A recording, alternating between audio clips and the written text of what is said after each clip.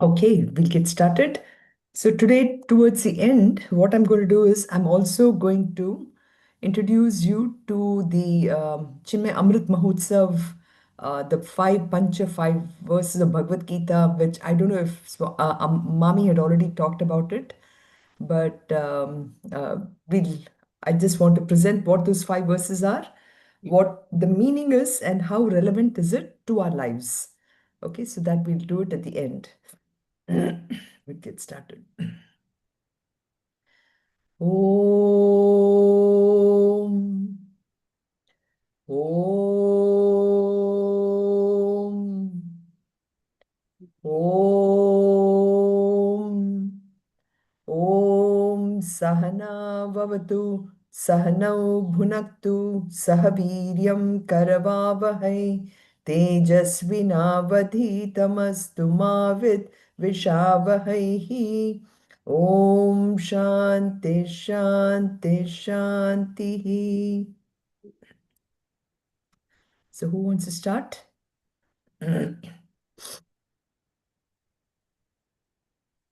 Meena, you want to start? Yeah. ॐ पार्थाय प्रतिबोधितां भगवता नारायणेन स्वयं व्यासेन कृतितां पुराणमुनिना मध्ये महाभारतम् अद्वैतामृतवर्षिणीं भगवतीम् अष्टादशाध्यायिनीम् अम्ब त्वामनुशं ददामि भगवद्गीते भवद्वेक्षिणीम्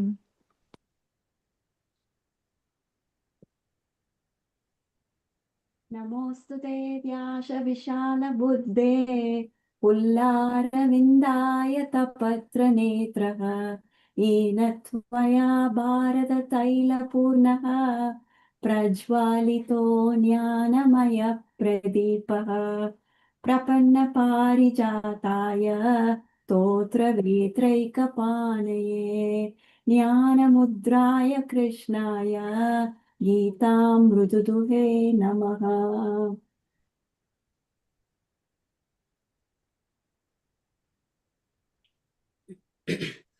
वसुदेवसुतं देवं कंसचाणूरमर्दनं देवकी परमानन्दं कृष्णं वन्दे जगद्गुरुम् Sorry. Yeah, please continue. No, continue, Usha. सर्वधर्मान् परित्यज्य मामेकं शरणं व्रज अहं त्वा सर्वपापेभ्यः मोक्षयिष्यामि मा शुचः. Thank you. So you would have noticed I had a different version, slightly different version of Sarva Dharman, but actually both the versions are correct. Whether it is Aham Tuam Sarva Papebhyo, which we had before, but I changed this to this one because this is how we mostly say it. So Sar Aham Twa Sarva Papebhyaha Mokshayishyami Ma Shuchaha. Okay. Okay, so we are on the 13th chapter. And normally, this is considered to be one of the most difficult chapters. It is actually a chapter which contains the absolute, the pure fundamentals of Vedanta, which is the core teachings of of Vedanta itself. So that is what you see in the 13th chapter. It's like really PhD material, actually, if you ask me. Um, Normally, when you ask anybody what is the essence of Bhagavad Gita, what do you think people say? What comes to your mind when people say, what is the essence of Bhagavad Gita? See everyone, see God in everyone.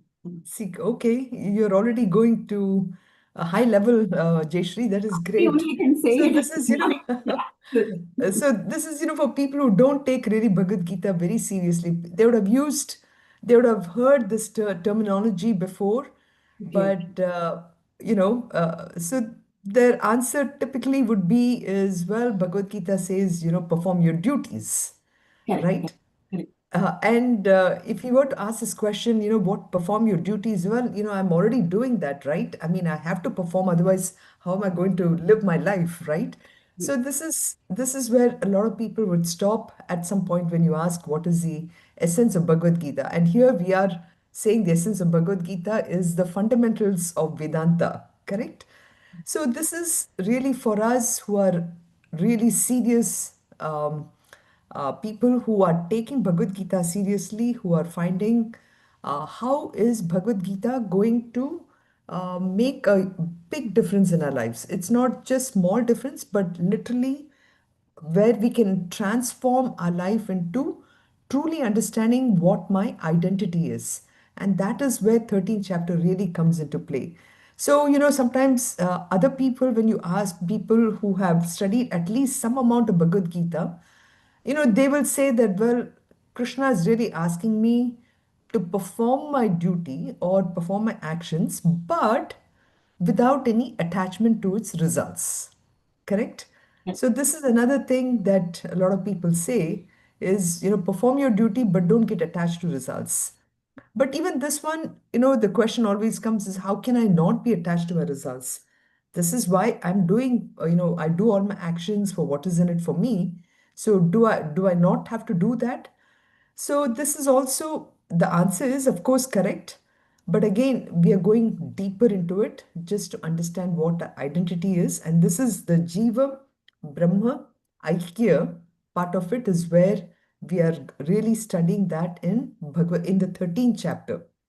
So in terms of reflections, because I think even during the last class, Meena had asked this question, really tell me what is the um, essence of this kshetra and kshetrajna, which is really where this 13th chapter is going into. And especially in shloka number 2, where we came across the word shariram, which is in essence where is the kshetra. Shariram is the part of the kshetram, which is made of the physical body, the subtle body, and the vasanas layer, all that. So anything which is temporary, changing, and perishable, that we call as the shariram, and that shariram is part of this kshetra. Okay. So, but then in part of this kshetra or this entire conglomerate, if you want to think about it, there is something which is not really temporary, which is not changing, and which is not perishable, which really continues on, which is changeless. And that intelligence principle, which within us is this consciousness, which makes that inert material conscious. That is the kshetrajna or the knower of the field. And both these, are really defined by the field and the knower by great sages and rishis. So this is literally the first five shlokas, what of the first five shlokas of the 13th chapter really is saying. So now one may ask, why are we using such kind of very esoteric terms? But Krishna here is using these terms so that we will have really the groundwork and we can start to think of ourselves. As I said earlier, the identity who I am, which is a sharira, which is a body, which of course doesn't necessarily mean just a physical body, but it is a subtle and the antakarnas, which we'll come to in the shloka number 6. And so that shariram, that kshetra, which is in a bigger sense, consists of the sharira, which is this individual body, but all the other bodies in the world, in the universe.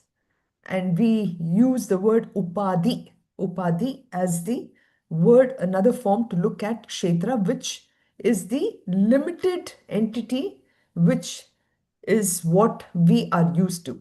So this field is referring to as that. So kshetra refers to that field which consists of all these bodies. So it almost, one can look at this kshetra as a, when we say field, obviously we think about a farm.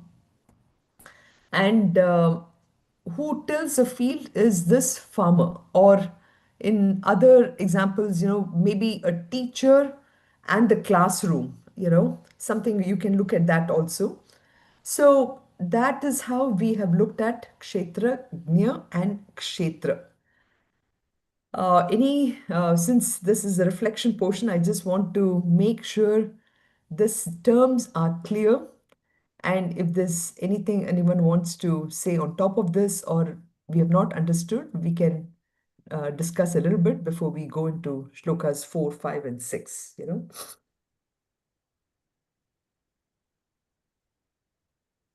So, Meena, is this clear or? And a few more things to say. The kshetra or the field is actually inert, Okay. whereas the knower of the field is the one which gives the sentiency to the field. So kshetra or the field is inert or insentient, whereas kshetrajna is the one which really gives the sentiency or the consciousness um, to the field, making it conscious. Okay. Okay. Thank you. Very good. You're welcome. So the first one we already said was attributed to Madhusudan Saraswati. And because there needed to be a connection between the various chapters and coming to it. And so Arjuna has all these questions. We have already gone through it. Then in the second shloka is where the word shariram is introduced in relation to kshetram. And here he says, idam shariram kaunteya kshetram idi abhidiyate. That is said by the rishis. And important thing here he says, and he who knows it is called the knower of the field by the kshetra. So this is the distinction between kshetra and kshetrajna, which is brought about. And kshetram, as we said, is that which decays, or kshiyate iti kshetram. Okay, so kshetram includes the mind, body, and the entire world. So which means it also includes the total mind, it includes the total, all the bodies. That whole thing is the kshetram. Kshetrajna, on the other hand, is the consciousness principle, which we discussed about how this consciousness, even though it seems like it is part of the body, but it is actually not part of the body, and it is an independent entity, um, and it is not limited by the boundaries of the body. So, for example, when this physical shariram dies, what happens is that consciousness which is there is always there. And, it just, uh, even the word merging of my consciousness with the total consciousness doesn't make sense, because that consciousness was always there. And it seems like it is limited by my physical body because it's giving sentiency to this physical body so that it can speak. So this consciousness continues to exist, and it is, it cannot be recognized by our physical methods of, microscope and telescope, and even our eyes cannot even see it. So that is the idea. So then shloka number 3 goes into one of the very important kshetrajna jnanam. So this is considered as one of the most important shlokas. It's a Mahavakya, mainly because it is talking about that aikyam, connection of the kshetra and the kshetrajna. And, he says, kshetrajnam cha api mam vidhi sarva kshetreshu bharata kshetra kshetrajna jnanam yattat jnanam matam mama. So the idea is, we all may be studying so many kinds of knowledge, and we continue to be studying the different kinds of knowledge, because now AI has made it even more, what should I say, um, even though it has simplified a lot of things, but it is also exposing us to the fact that there are even more and more kind of technologies, I mean, machine learning, data structures, and so many other things which are coming up and which are fragmenting, I would say, the total knowledge which is out there. But all that knowledge, what we are studying, they all come under the category of quote unquote ignorance. Now, why do we say we call that ignorance, and what is really true knowledge? And that is what is shown here in this shloka, which is the ultimate knowledge that we all have to know, because as human beings, we are capable of really learning and knowing much, much more. Like they say, why are we really worried about AI these days? Because at the end of the day, we as human beings are hardly using any amount of our own intelligence, which is, just heard some number thrown, even the most intelligent of us use only 3% of really the intelligence which we have. So what is AI doing? AI is basically taking that intelligence, the 3%, and it is, in a repetitive fashion or in different ways, is presenting it back to us. So we don't really have to worry about it, right? But this knowledge, what we are talking about, is far, far, far superior, deeper, and really is exposing us to our identity as Kshetrajna, as the ultimate Kshetrajna. So it is, if I can understand that I am Atman and I'm not Sunitha, and this Atman is none other than that Brahman, that that is the ultimate knowledge which has to penetrate through me to be completely convinced. And that is the ultimate knowledge that is to be known. Yattat jnanam matam mama. So Krishna is saying, Arjuna, you have to understand that, it is me alone in your body. You have just taken this simple physical body because through your own previous karmas, you have come here to do your duty here.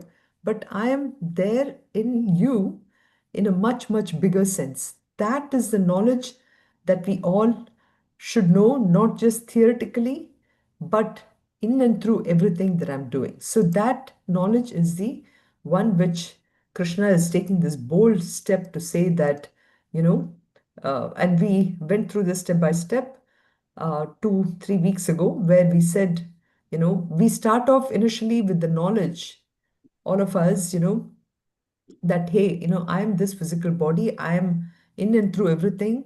This me, Sunitha, is acting. But then what is this body? This body is the one which is backed by the ultimate consciousness, Brahman principle. But then if I do go one more step further, when I understand the second one, I can go one level further, and I can then relate myself not as a physical body, but as the consciousness which incidentally happens to have this physical body. So then I come to the next level of understanding, where I go beyond even that and I say, there is actually nobody out there, but there is only consciousness out there. So we did this one, and then we looked into also, does that mean, that these every physical body has a different consciousness? Well, in Sankhya philosophy, that's how it is presented. But in Advaita philosophy, there is only one all-pervading consciousness, which is Sarvagataha. So this is the part that we just went through, and the challenge of science, just wanted to connect with that, is that, in science, everything stops at the inert matter level. Whatever we do with science, we'll never be able to really understand this consciousness. But this is where Vedanta is there to bridge that gap, and a huge gap, I would say, to understand that Jiva and Paramatma Aikya Jnanam is needed. So that is the Kshetra Jnanam Mam Vidhi, is what Krishna is trying to tell us, that it is Sarva Kshetreshu Bharata. It is there not just in you, me, or whatever, but it's in the entire universe. Okay. So now coming to shloka number 4, since we really, I mean, even though it looked like we are only talking about terminologies, but that shloka number 3 is really packed. It is, at the end of the day, trying to say that there is really only one kind of knowledge that has to be known by the seeker, even though it looks like there are so many fragmented knowledge out there, but those fragmented knowledge is limited by the scope of where that knowledge can go, right? For example, if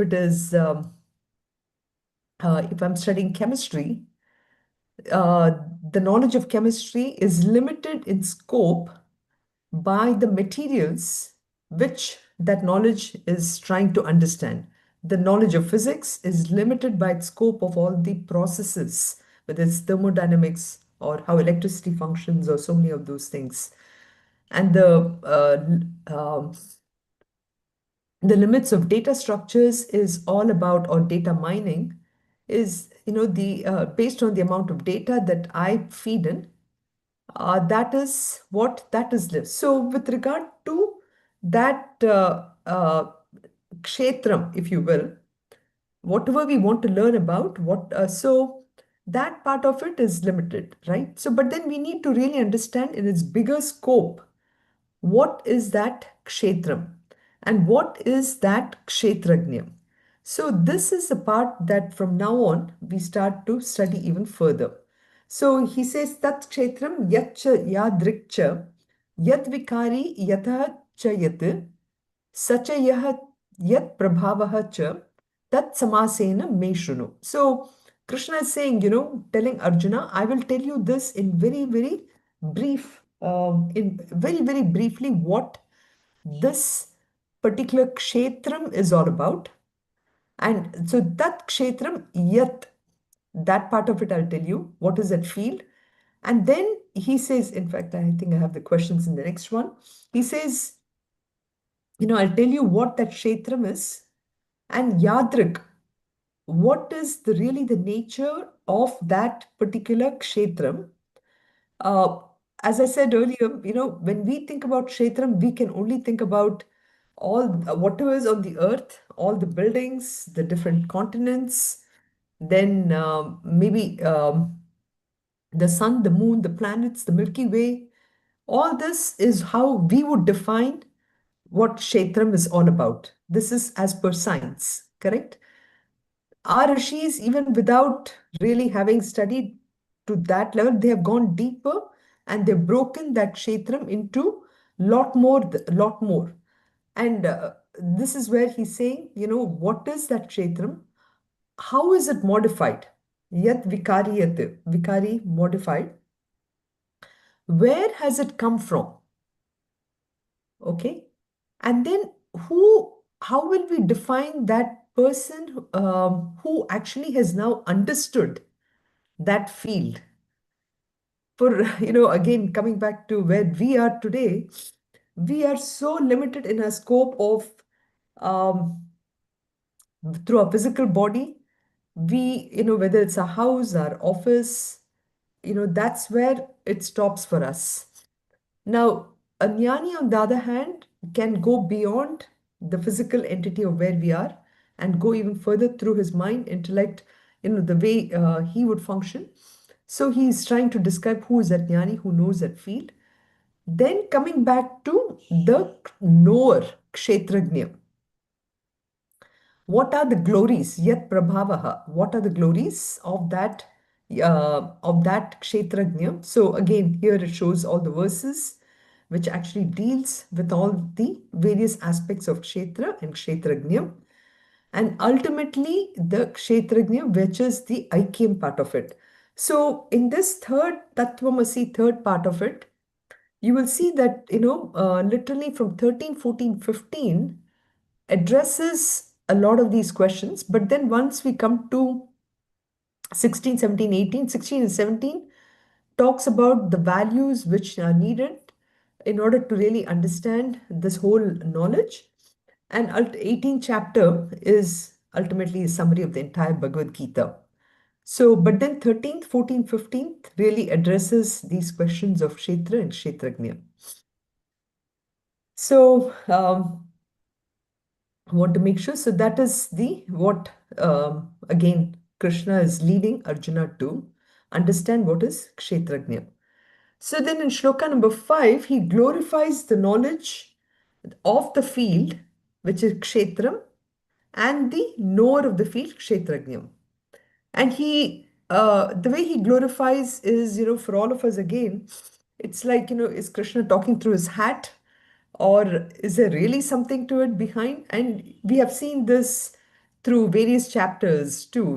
He will always say, this knowledge, even before me in chapter 4, he says it was always there. I'm not really saying something new, you know. And then again, later on in chapter 7, also, I think he comes back and he says about, he breaks. In fact, there's a lot of relevance to chapter 7, which will come up in shloka number 6. He always tries to go back and brings that solidity to the arguments he's coming here. So in Shloka 5, he will try to say that, this was already revealed to the rishis and the sages, and it has already been documented very well in the four Vedas. Interestingly, just 2 days ago, one of my students in the university was asking, Ma'am, is really Vedas relevant today in the field? When we are talking so much about AI, why are we really talking about Vedas? But without the Vedas being the origin, AI itself may not have come about. So we need to know the source of the Vedas, and that is what Krishna is reminding us continuously about the fact that this has already been discussed in many of the Vedas. And then he says, even if you're not able to access this divine knowledge of this one, there is, you can always go to the Puranas and then the Brahma Sutras. So all this he's trying to show in this shloka here, which is Rishibhi Bahuda Geetam Chandobhir Vividhai Pratak Brahma Sutra Padaischaiva Hetu Madbhir Vinishchitaihi. So rishis, many of the rishis have written everything has been written in the form of a song, Gitas in the sense of um, the songs. So whatever knowledge, which Krishna is saying, all this is something which is already there from the beginning of the creation itself. This knowledge is there in the Vedas. It has been sung by Bahuda Rishibihi, many, many rishis. And here, the interesting thing is, Krishna doesn't say that this knowledge has been taught, but he says, it has been sung. This knowledge has been sung. So then why didn't he what does he mean by singing here?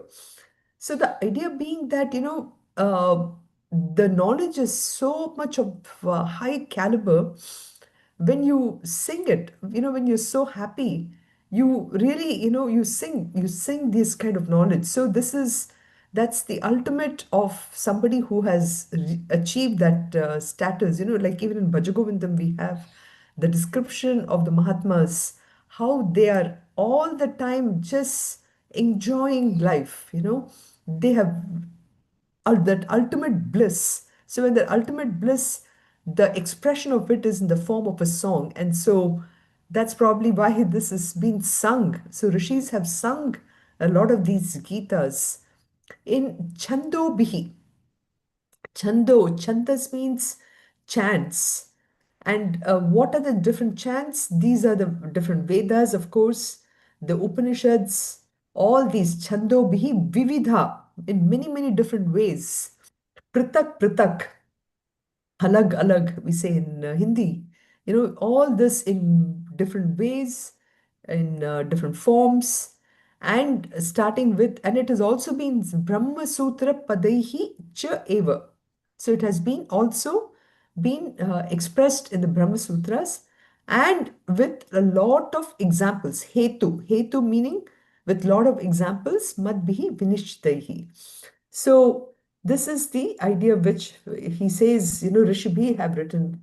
Many of this one, the important thing is this knowledge, the highest knowledge of Kshetra and Kshetrajna, if we have understood, this has been already discussed in many, many different ways by the rishis. And again, when we say Brahma Sutra, so if you look at the literature of the world, and by now I think most of you know that there are prasthana trayi. We say there are three types of knowledge.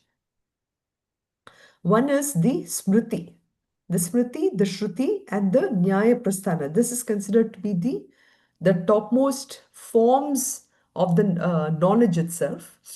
Smriti Prasthana is, like Bhagavad Gita or Arthashastra and those kind of things, which after having heard, when it has been revealed to the rishis, then they have actually codified it and written it down. So that is the Smriti Prasthana. And then Shruti Prasthana are the chandas, the chanda, the compositions from the Vedic chants, as it says here. And it refers to all the Vedas, the Upanishads, the original texts. And then the Nyaya Prasthana is because the Vedas, sometimes are so subtle. We need to bring that in the form of dialogues. And this is where you have the Nyaya Prasthana. Brahma Sutras is all in the form of the dialogues between a teacher and the taught, and where there is a lot of arguments. Why is it? In fact, in Sandipani, we had the opportunity to learn only four of the first four Brahma Sutra, the sutras. So you could see that even for four sutras, we had a book which is 500 pages. The sutra itself is just 3 words, but then the amount of arguments, the amount of logical explanations that is given is amazing. So, Brahma Sutras is that. So, this three things is what we were also, just a reference to saying that they all refer to nothing but this knowledge of Kshetra and Kshetrajna. So, this is almost an introduction now to what is coming up with Kshetra and Kshetrajna. So, starting with Shloka number 6, we go into really the details for the questions 1 and 2, which was then, brought up again in question number 4, which is Kshetram. What is that Kshetram? So, I'm already putting one big table out here to give you that showing that how the entire kshetram, when we look at it from not just the individual part of it, but from the total, total the universe, if you want to look at it, or the everything that we are able to see, touch, feel, etc., that comes under kshetra. So I'm having shown the table, we'll be going much more detail into each one of them. I don't know how much we'll be able to cover in today's talk because I wanted to give you that introduction to the 5 verses of Bhagavad Gita also. Okay, but we will just go through this, which is Mahabhutanyahankaraha buddhiravyaktamev cha indriyani dashaikam cha pancha indriya gocharaha. Okay, so this is one part of it. Shloka 6 and 7 actually talks about this. And if you can remember from chapter 7, in Shloka 4, this was already introduced. Okay. At that time, we were starting to talk about the glory of the Tat principle.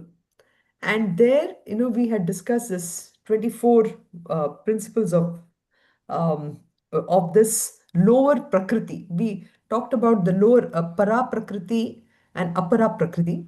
So Apara is the lower Prakriti, which was given in the Shloka number 4 in chapter 7. And now this is expanded even more to the 24 tattvas, which is elaborated in the Sankhya philosophy.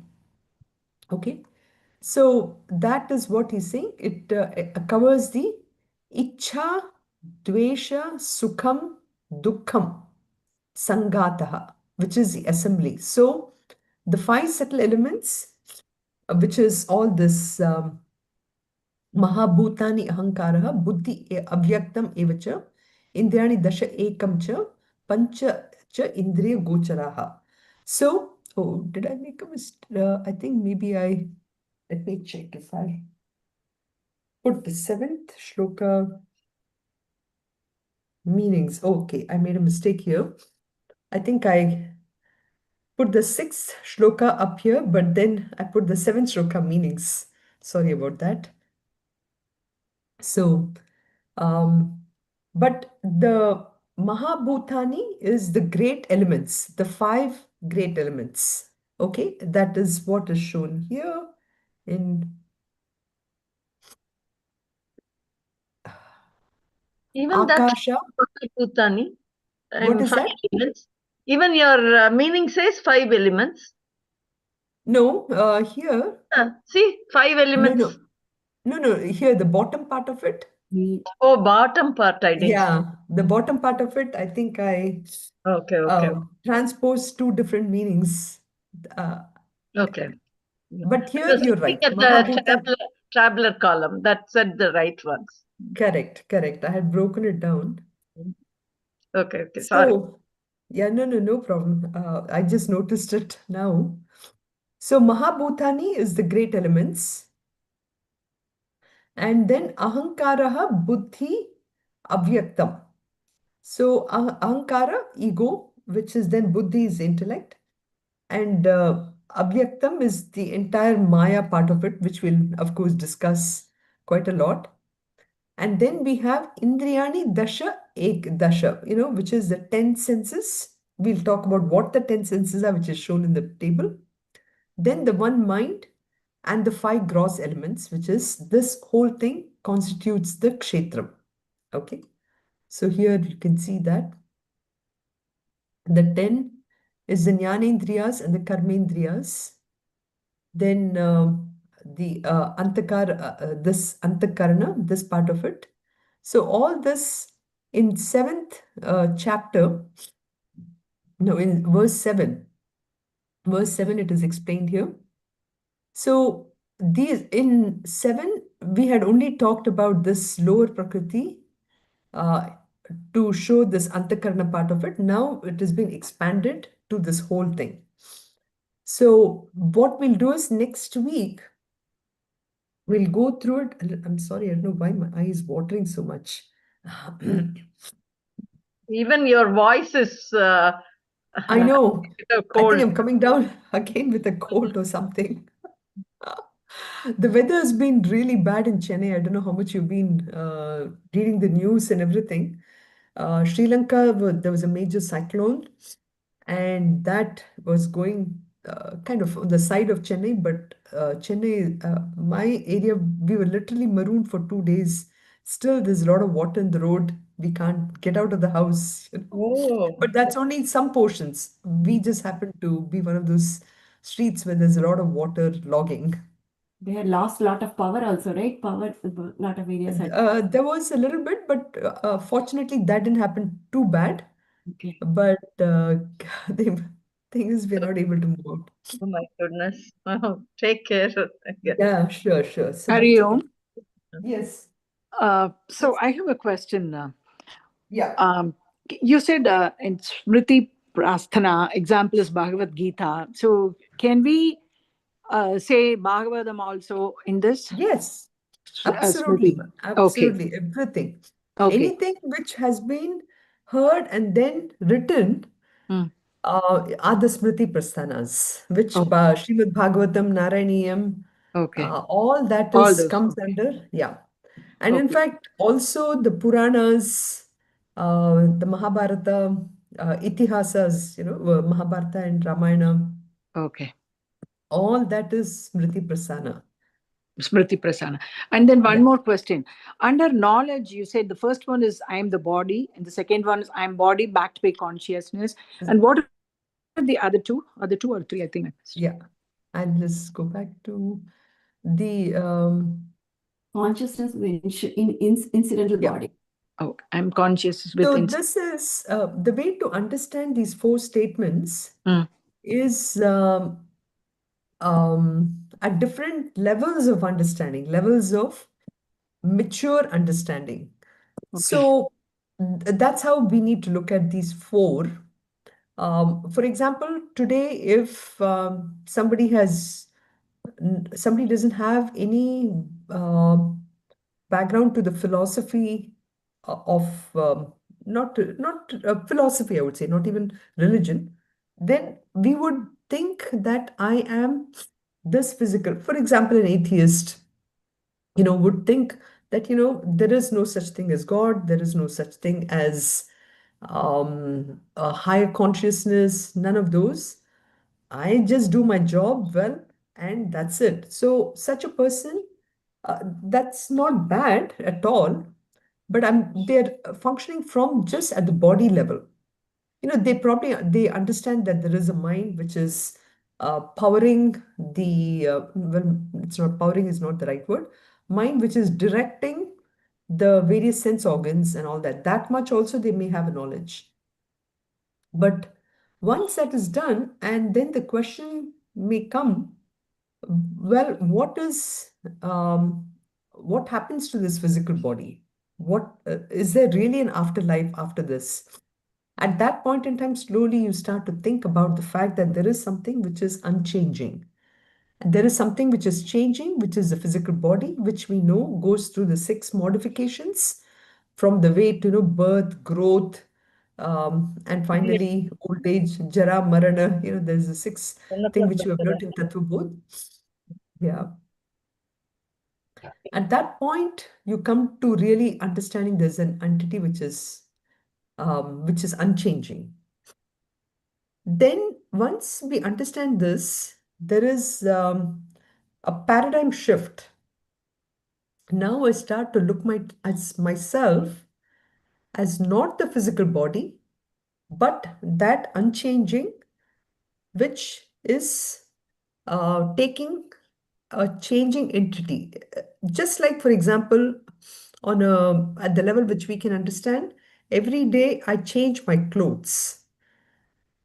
Sunitha, the physical body is permanent, but I change my clothes every day. Now, that is at the level of the sixth kosha, which is my clothes. The fifth level is this physical body. Uh, and this physical body is undergoing changes. This is very well documented, understood, all that, right? Now I come back and do one more.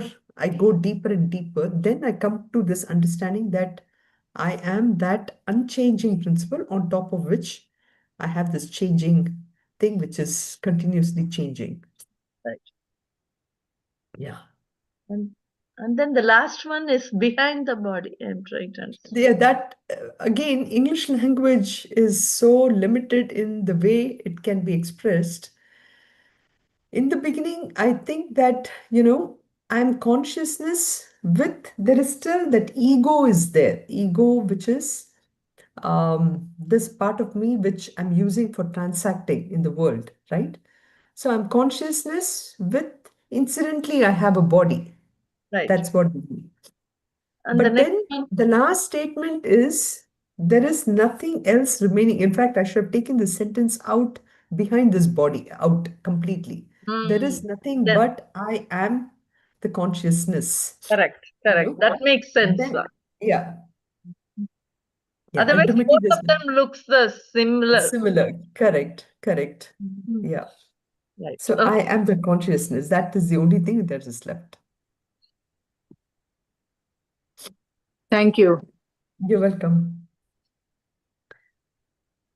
So I will stop this at this stage and I will show that other, the Yeah, this Panchamrit. One second.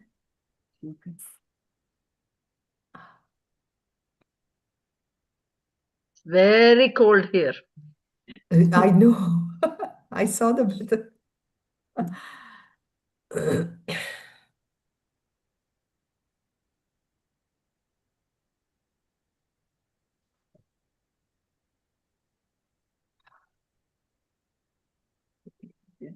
One second. I don't know if I shared it correctly. Yeah. So Chinmaya Mission is celebrating 75 years now. And as part of this, one of the initiatives taken by Chinmay Mission worldwide is to spread the knowledge of Bhagavad Gita to as many people as we can. So each one of us can actually be a messenger or a duta to spread this knowledge to as many people. And there is a website called Chinmaya. I think I have it in one of the slides. It will come up. Sorry. Yeah. Yeah, yesterday somebody sent this to me. Yes. They sent it to you? Okay. Oh, there's a nice So what is that, Jayashri? It is, yeah, like the 5 slokas, they have an essence and there's a video going on. Oh, okay. Who's the It doesn't say, it just says Gita Jayanti or something like that. And it's oh, just okay. mission, but doesn't say the person's name. Okay. Uh, So these are the 5 shlokas, and we will go through it just little by little. So it is in today's world, why is it necessary? I mean, as much as physical health is important, mental health is becoming even more important. And Bhagavad Gita can easily be the therapist if we want to talk about it. So the idea being that each one of us, if we can understand these shlokas in its essence, and if we can spread it, the world can really undergo a major transformation. That is what this is all about, because it really gives you inner strength to deal with our day-to-day problems, our life problems, ultimately to an extent where we realize that there is no problem at all. And that is what that shloka, or that sentence, I recognize that all the problems are only with my this panchakoshas, but I am beyond the panchakoshas. If I have that knowledge, then there is no problem at all. So that is why it's very important that we all, of course, we understand it for ourselves first and truly understand it. Then we'll be able to, teach others also. And it starts with chanting the 5 shlokas if we can every day and understanding the meaning of it. So here I have this 5 shlokas with the meaning also. The first one is from the 6th chapter, the 5th shloka, which talks about, we always, again, coming back to, we think life is full of problems. And in all these problems, we always like to go to, we think that somebody else is a problem. And because of somebody else, I'm going through what I'm going through. So here the shloka, clearly says, Uddharedatmanatmanam natmanam avasadyet atmaiva hyatmano bandhu atmaiva ripuratmanaha. It is all about mind management. It is our own mind which makes us feel that, I am the enemy and I am but I have to think about how I can solve problems only from within, from myself, because my mind itself is a friend, and it's my own mind that really is causing this problem also. So, Uddare Datmanatmanam, Natmanam Avasadyet, Atmaiva Hyatmano Bandhuhu, Atmaiva Ripuratmanaha. One should lift oneself by ourself. What chapter and what sloka number is this? Shloka, here it says, I'm sorry, it says in Sanskrit, chapter 6, shloka 5. Okay. Okay. I can put this in our WhatsApp group. Yeah, Yeah. please. Yeah, so then you'll be able to. And this is chapter 6, 5. Okay. The Okay. next one.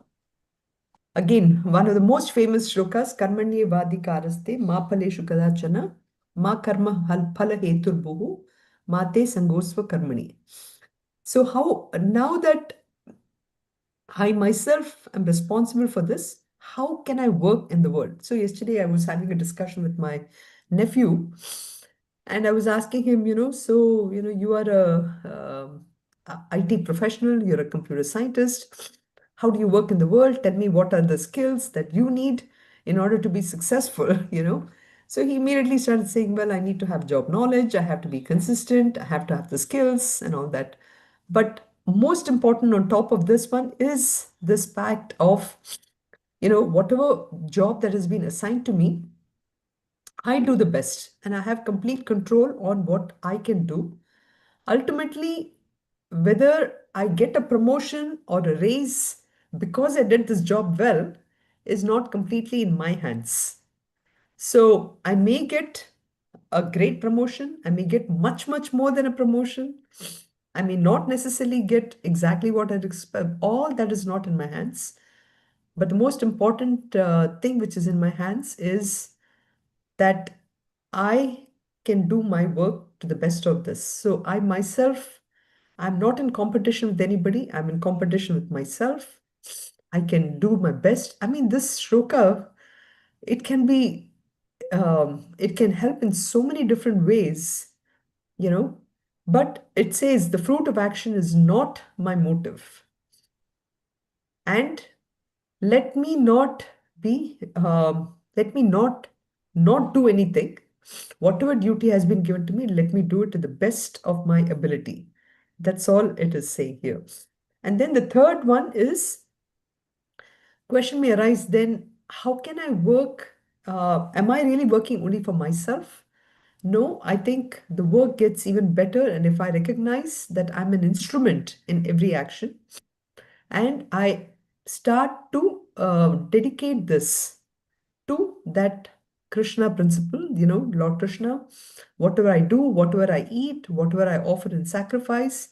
Yet, before that, Meena, this is from chapter 247 shloka. Okay, the second one. Chapter 3 Yeah. is from the 7th chapter, 727. Okay. Thank you. And here it is about anything and everything I do, let me just offer it to Lord Krishna. Can we Again, chant this sloka? yeah, I'll go through it and then we'll chant the shlokas. No, this one. Okay. Oh, this one? Yad karoshi yadashnasi, yad juhoshi dadasi yat, yad pasyasi kaunteya, tat kurushva madarpanam. Okay, I see. I should put it in English also, right? Let me see if I can That's okay. find. That's okay. No problem. Good. Yeah. Then, if we do all this, Krishna is completely assuring us that, guess what, Arjuna? Guess what, all of us? I will take care of your salary, kshema. He says, Ananyas chintayanto mam, ye janaf paryupasate, tesham nitya abhyuktanam, yoga kshemam vahamyaham. So, to those who worship me alone, Ananyas Chintayanto Mam. We have this on our Avantika, right? At the background. With nothing else but totally understanding that I'm doing it for Krishna. I'm only an instrument. I'm an only instrument. Then Krishna is saying, I'll take care of you. If you do it with that attitude, I'll take care of you. If you think you can do everything yourself, guess what? You don't need me. So I will go and help somebody else, So This is from 9 and 22 this is sloka. from the 9th chapter, shloka number 13 22. sloka. Okay. Yeah, 22. Okay. And then finally the last one, Sarva Dharman Parityajya, Mamekam Sharanam Vraja, Aham Tva Sarva Papebhyaha, Mokshayishyami. And if you do that, Krishna is saying, I will really teach you what your goal ultimately is. The goal ultimately is everything that you thought is giving you happiness is really not the case. So that is what is causing a bondage. So abandoning all the, even though the word dharma is used in the sense of how we perform a duty. So take refuge in me alone, I will liberate you. So these are the 5 shlokas which are really Best some of the most wonderful, slokas. best shlokas. That's Yeah, wonderful. yeah. So each one of us can take this attempt to learn it ourselves, say it every day, understand the meaning, and then slowly start to spread the knowledge. Okay.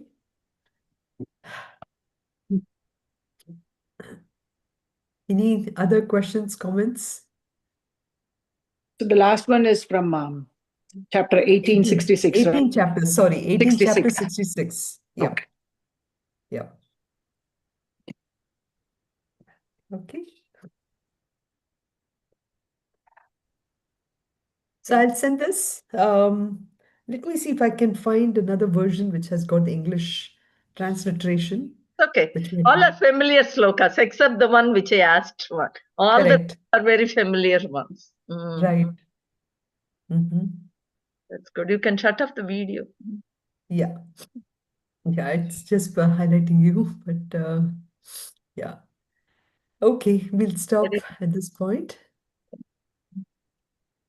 सर्वे भवन्तु सुखिनः सर्वे सन्तु निरामयाः सर्वे भद्राणि पश्यन्तु मा कश्चित् दुःखभाग् भवेत् ॐ शान्ति शान्ति शान्तिः ॐ पूर्णमदः पूर्णमिदं पूर्णात् पूर्णमुदच्यते पूर्णस्य पूर्णमादाय पूर्णमेवावशिष्यते ॐ शान्ति शान्ति शान्तिः हरिः ॐ श्रीगुरुभ्यो नमः हरिः ॐ Let me turn the video this off.